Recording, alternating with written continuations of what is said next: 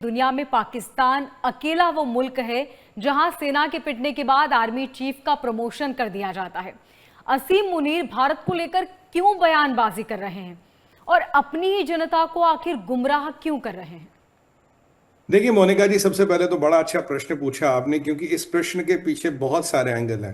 कहानी शुरू हुई ट्रंप की बगराम इच्छा से, लश्कर तैयबा का टाई अप, आईएसकेपी के साथ, नॉर्दर्न अलायंस से बातचीत। तालिबानी भड़क गए, तालिबानियों ने हमला किया, पाकिस्तान ने हमला किया, तालिबान ने फिर हमला किया, ये पहुंचे ट्रंप के पास, पापा पापा बचा लो। कहानी यहां से शुरू होती। हुआ क्या इसके बाद देखिए, जब ये सारा प्रकरण चल रहा था, एक सीज फायर सऊदी और कतरियों ने कुछ नेगोशिएट किया है, पर वो सीज फायर टिका नहीं। उस सीज फायर में बात बनी नहीं। फिर आप जानते हैं कल क्या हुआ, परसों क्या हुआ, ये हमने डिस्कस किया। अब जो पाकिस्तानी है बड़ी विचित्र पोजीशन में है, क्योंकि ट्रंप इन्हें कह रहा भाई अगर तुम जाके उल्टे सीधे काम करोगे मेरा काम कौन करेगा। और पाकिस्तान की इस्लामिक वर्ल्ड में बड़ी बदपिट रही, यार तुम जाके दूसरे मुसलमान मुल्क अफगानिस्तान से लड़ रहे हो। तो अब ये जो पिटाई हुई है मुनीर की और उसकी सेना की, उसका एंगल मुनीर ने कैसे बदला? उसका एंगल मुनीर ने बदला, कहता नहीं नहीं, ये बेसिकली जो अफगान तालिबान कर रहे हैं ये भारत के कहने पे कर रहे हैं, भारत करवा रहा है। और बेसिकली तालिबान तो एक मीडियम है, और जो तहरीक तालिबान पाकिस्तान है उसे भारत का सपोर्ट मिल रहा है। बेसिकली मुस्लिम वर्सेस मुस्लिम कॉन्फ्लिक्ट को एक हिंदू वर्सेस मुस्लिम कॉन्फ्लिक्ट में तब्दील करने की कोशिश है। बड़ी राजनीति है इसके पीछे। अब देखिए, जब ये मुनीर का स्टेटमेंट आता था, उससे पहले ख्वाजा भड़क रहा था यहां से निकलो, वहां तो खिलाफत है, तुम खुददार हो तो ये हुआ वो करो। पर ट्रंप का सुबह एक स्टेटमेंट आया था, याद कीजिए, उसने कहा था कल सुबह, कहा मेरे लिए तो ये युद्ध रोकना बहुत आसान है। तभी मैंने आपको कहा था, अब देखिए इसमें कुछ पेच आएंगे कि ट्रंप ने जरूर कतरियों से या तुर्किया से या सऊदियों से बात की होगी, कुछ ना कुछ उसने सांठगांठ की होगी। अब हुआ क्या कि इसके बाद ख्वाजा आसिफ और आईएसआई का चीफ ये जाते कतार दोहा बात करने। पहले तो खूब इन्होंने कहा कि ये कर देंगे वो कर देंगे, मार देंगे मूर देंगे। फिर पहुंचे दोहा बात करने। जब ये दोहा बात करने पहुंचते हैं, वहां पे इनकी बात होती है और वहां से हमें पता लगता है जी एक सीज फायर हो गया। इससे पहले आसिम मुनीर क्या कहता है? आसिम मुनीर कहता है कि जी हिंदुस्तान करवा रहा है, और अगर हिंदुस्तान ने कुछ भी हरकत की इतनी सी भी, उससे बड़ा जवाब हिंदुस्तान को मिलेगा, बहुत बड़ा जवाब हिंदुस्तान को मिलेगा। अगर हमें प्रवोक किया मतलब तालिबानियों के थ्रू करवाइए, डायरेक्ट करिए या कुछ भी करिए, आपको बहुत बड़ा जवाब मिलेगा। ये मुल्ला मुनीर कल बकवास कर रहा था। फिर क्योंकि भाई हम पूछ रहे थे पिछले 3 दिन से, मुल्ला जी कहाँ छुपे हो?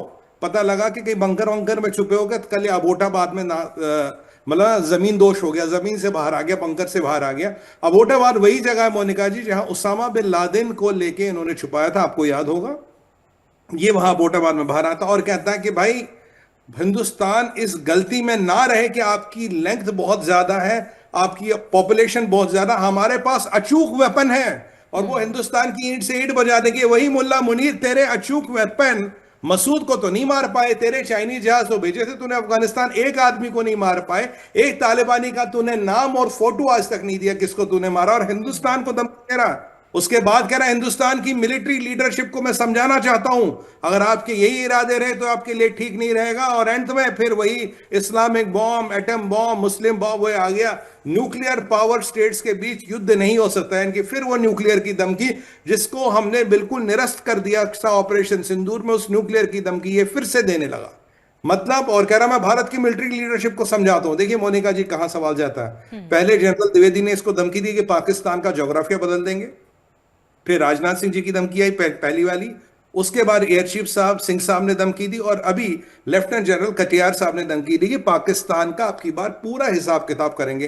तो ये उनका जवाब दे रहा था कि भाई हम न्यूक्लियर है, न्यूक्लियर है, न्यूक्लियर है। भैया ये न्यूक्लियर इस्लामिक बॉम्ब ना बहुत हो गया तुम्हारा, बहुत ड्रामा हो गया, तुम्हारी कितनी औकात थी ऑपरेशन सिंदूर में दिखेगी। अब भी पापा पापा रोल हैं, अब ट्रंप के पास चले गए। भाई तुम्हारे जहाज नहीं उड़ रहे, नूर खान का रनवे ठीक नहीं हुआ और हमें न्यूक्लियर की धमकियां दे रहे हो। तो ये क्या है? ये चीजों को घुमाने के लिए है, घुमाने के लिए। तो उसने ये चीजें यहां से घुमा दीजिए, भारत करवा रहा है। अब ये दोनों पहुंचते हैं कतार। कतार में अब जब ये भारत करवा रहा है तो हाँ, इसमें एक एंगल रह गया था, कह रहा कि भाई ये भारत करवा। अब इसका जवाब राजनाथ सिंह जी ने दिया। राजनाथ सिंह जी ने कहा भाई मेरी बात सुन, एक एक इंच पाकिस्तान की ब्रह्मोस के जद में है। और कल हम ब्रह्मोस फैक्ट्री में का अनावरण कर रहे थे। भाई 100 मिसाइलें बनाएगी लखनऊ वाली 1 महीने में, और ब्रह्मोस के बारे में आपको एक चीज बताऊं मोनिका जी, एक बार चाइना ने एक अपनी थिंक टैंक को बोला, यार देखो भारत के पास कितनी ब्रह्मोस है, अगर इतनी है मान लो, मैं नंबर नहीं बोलूंगा, तो हम कुछ कर सकते हो। तो थिंक टैंक ने कहा इतनी है, मतलब भारत के पास इतनी ब्रह्मोस है कि आप भारत का कुछ नहीं उखाड़ पाओगे। तो चाइना ने कहा जयराम जी की भारत से पंगा नहीं लेना। तो राजनाथ सिंह जी ने इसे कहा कि ब्रह्मोस एक एक इंच तुम्हारा कवर कर सकती है। और याद कीजिए मोनिका जी, हमारे पास अब नया ब्रह्मोस है जिसकी रेंज करीब 800 किलोमीटर है, जो अभी लगभग लगभग प्रोडक्शन में आ गया है। और कुछ ऐसी चीजें भी है जो हम डिक्लेयर नहीं करते, मिलिट्री सीक्रेट्स है, वक्त आने पे डिक्लेयर करेंगे। फिर राजनाथ सिंह जी ने एक और बात कही, बोला बेटा अगर पाकिस्तान को हम जन्म दे सकते हैं तो आगे क्या कर सकते हैं, ये मुझे कहने की जरूरत नहीं। तो यानी कि पहली बार भारत के रक्षा मंत्री खुलेआम धमकी देते पाकिस्तान को, तुम्हें जमीन से जमीन दोष कर देंगे, यानी कि तुम्हें जमीन से मिटा देंगे, तुम्हारा नक्शा उड़ा देंगे, पाकिस्तान नाम की जगह नहीं रहेगी। मुल्ला मुनीर को धमकी दी थी। और तीसरी बात राजनाथ सिंह जी कहा, कह रहा भाई ऑपरेशन सिंदूर तो मात्र ट्रेलर था, पिक्चर तो अभी बाकी है मेरे दोस्त, तुमने भी देखा क्या। और जिन चाइनीज हथियारों पे तुम कूद फांद रहे हो, PL-15 की तुम आप चाहिए तो दिल्ली में हम नुमाइश लगा दे, इतने तुम्हारे PL-15 पड़े थे, इतने चाइना के जहाज गिरा दिए। शर्म करो जहादियों, 1000 प्रोजेक्टाइल और ड्रोन चलाए, एक हमारे आयरन ड्रोम यानी कि हमारे आकाश तीर को पार नहीं कर पा। और ऐसी एकड़ कि हमारे हथियारों की इतने अचूक और ये मतलब कि भारत की लेंथ और भारत की पॉपुलेशन का फर्क नहीं पड़ेगा। ये टिपिकल वो इस्लामी फतूर है, ये जो उनके दिमागों में पाकिस्तानियों को डाला जाता है कि भाई एक गाजी 100 काफिरों के बराबर है, कोई कहेगा 1000 के बराबर है, कोई कहेगा लाख के बराबर है। ये उसी मानसिकता का एक टॉक्सिक इफेक्ट आपको दिखेगा। और जब पाकिस्तान की ईंट से ईंट बजती है तो ये जहादी मुनीर आके, पहले तो बंकर में छुपा था 3 दिन से, अब वहां थोड़ा सुलह उला हो गया, ट्रंप ने बचा लिया, वहां बंकर से निकल कर अगर अब भारत को ये कर दूंगा, भारत को ये कर दूंगा। अरे तेरी औकात थी तो ऑपरेशन सिंदूर में दिखा देता ना, तेरी औकात थी तो ऑपरेशन सिंदूर में क्यों छुपा था, तेरी औकात है तो तेरे बीवी बच्चे अमेरिका में क्यों रहते हैं। ये पूछिए इससे कितने अफगानी माले तूने, एक फोटो दिखा दे, 10 नाम 10 फोटो दिखा दे, भाई इसको मारा मैंने, यहां मारा मैंने, इस तालिबान को मारा, उस TTP वाले को मारा। हकीकत यह है बेगुनाह औरतों और बच्चों को मारते हो। कल यही पाकिस्तान की फॉर्मर MP मरियम कह रही थी, तुम औरतों और बच्चों को मारने का काम करते हो मुनीर, तुम्हारी औकात ये, तुम चाहते ही नहीं हो कि कभी पीसो, नहीं तो तुम्हारी दुकान बंद हो जाएगी। इस्लाम के नाम का चूरन बेच बेच के तुम गद्दी पे बैठे हो, ये तुम्हारी वास्तविकता है। पाकिस्तान की आर्मी जब तक है तब तक चीजें नहीं चलेंगी। भला हो भारत का जिन्होंने ऑपरेशन सिंदूर करके इनको इनकी औकात दिखा दी, भला हो भारत का जिसने अफगानिस्तान के लोगों का साथ नहीं छोड़ा। ये उनकी खुद ex-MP मरियम कह रही है, जो कि खुद मुसलमान है। तो इसके बाद तो मोनिका जी यहां ये प्रकरण हुआ तो इसने भारत वाला एंगल घुमा दिया। अब ट्रंप ने इनको बोला भाई जाओ कतर गए। अब देखिए आसिम जो गया, लेफ्टिनेंट जनरल आसिम जो ISI का हेड है, ये क्यों गया, इसको वहां सरेंडर करना था जी, इसको वहां माफी मांगनी थी। जैनुल्लाह मुजाहिद का स्टेटमेंट याद कीजिए, जो तालिबान का प्रवक्ता, उसने क्या कहा था, पाकिस्तान की फौज का एक फैक्शन है जो कभी नहीं चाहता पीस हो। उसका इशारा कहां की तरफ था, मैंने आपको 2-3 दिन पहले आया था, उसका इशारा सीधा सीधा ISI की तरफ है। ISI शांति नहीं चाहता। अब देखिए ट्रंप का आदेश आया, वही ये बाय द वे, ये जो लेफ्टिनेंट जनरल आसिम है, इसका खास दोस्त है आसिम मुनीर का, ये भी जिहादी है, इसका खास दोस्त है। इसी को 4 दिन पहले रावलपिंडी में गालियां बक रहा था, तुम्हारा इंटेलिजेंस फेलियर हुआ। भाई अगर इंटेलिजेंस फेलियर हुआ तो इस इंटेलिजेंस फेलियर के फेलियर को, भाई तुम तो ये कह रहे हैं ना ISI का इंटेलिजेंस फेलियर है, मिलिट्री इंटेलिजेंस का ISI फेलियर है, तो उसी लेफ्टिनेंट जनरल आसिम को दोहा क्यों भेज रहे हो। साथ में वो बड़ा जिहादी ख्वाजा आसिफ गया, बिना दाढ़ी मूछ वाला मुल्ला, दोनों पहुंच गए वहां, उन्होंने अफगानिस्तानियों से हाथ मिला लिया। डील क्या हुई, डील हुई कि आसिम ने माफी मांगी है, सरेंडर किया है। ट्रंप ने बोल दिया कि फिलहाल 6 महीना साल भर बगराम वाला किस्सा भूल जाओ, अगर तुम दोनों आपस में भिड़ गए तो पाकिस्तानियों मेरा काम कौन करेगा। भाई मैंने पाकिस्तानी पाल रखे हैं against India, against Iran, against China या अगेंस्ट अफगानिस्तान, जब मेरी जरूरत पड़े। अगर तुम खुद गुलाम जो है मेरा खरीदा हुआ गुलाम, अगर वो खुद दिमाग लगाने पड़े तो मैं किस बात की तनख्वाह दे रहा हूं, मैं किस बात के पैसे दे रहा हूं। तो इन्होंने जाके वहां सरेंडर कर दिया, इन्होंने बोला जी फिलहाल मसला ठंडा हो गया। पर मेरा असेसमेंट मैं आपको बताऊं, ये सरेंडर चलने वाला नहीं है, ये कभी नहीं चल पाएगा। क्योंकि कारण इसका क्या है, क्योंकि जो तहरीक तालिबान पाकिस्तान है वो अफगानी तालिबान की पूरी नहीं सुनता। कई सारे अंदर ग्रुप है जिनको इनसे प्रॉब्लम है। जो ख्वाजा ने कल कहा कि हर अफगानी को यहां से निकलो, और पाकिस्तान और अफगानिस्तान के वो रिलेशन नहीं रहेंगे। देखिए ये एक शीशे का गिलास है जिसमें दरार पड़ गई, आप फेविकॉल जोड़िए पर दरार दिखेगी।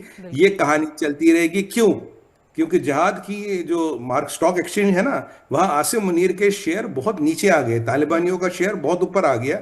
ये उसके लिए पर्सनल बेनिफिट नहीं करता, क्योंकि अमेरिका, चाइना और सऊदियों के लिए पाकिस्तान और पाकिस्तान की निकम्मी फौज किसी काम की नहीं है। अब खुद सोचिए, अगर ट्रंप को, कतरियों को बोलना पड़ता भैया इनको बचा लो।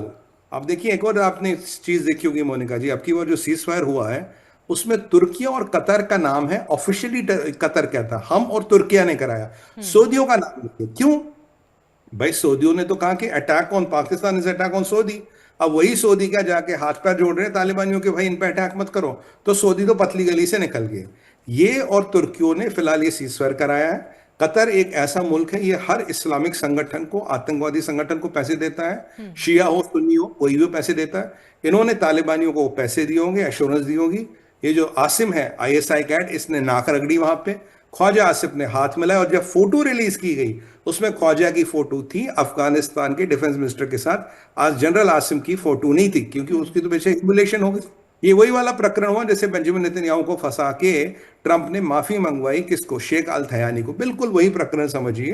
पर यहां रंजिशें हैं, यहां अदावतें हैं, और ये कहानी अब रुकने वाली नहीं है, कहानी चलेगी।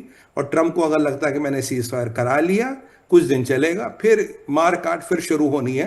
पर मुनीर को एक माकूल जवाब मिल गया राजनाथ सिंह जी के द्वारा कि बेटा औकात में रहो, अन्यथा पाकिस्तान दुनिया के नक्शे पे बचेगा ही नहीं। अब तो राजनाथ जी कह रहे हैं ना, हमारे आपके कहने से फर्क नहीं पड़ता। डिफेंस मिनिस्टर कह रहे हैं याद रखो जहादियों,